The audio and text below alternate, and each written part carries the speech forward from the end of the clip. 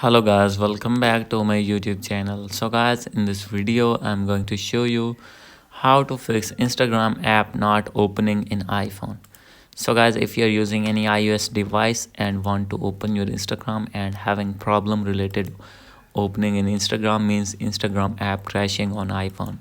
So guys, easily you can fix this problem. So let's start without wasting any time. You have to open your settings, check your internet connection.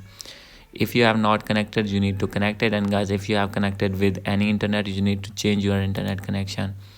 And guys, you need to turn on your mobile data. Secondly, you have to go back. Maybe there is app update problem. You have to open your app store here, and guys, search here Instagram.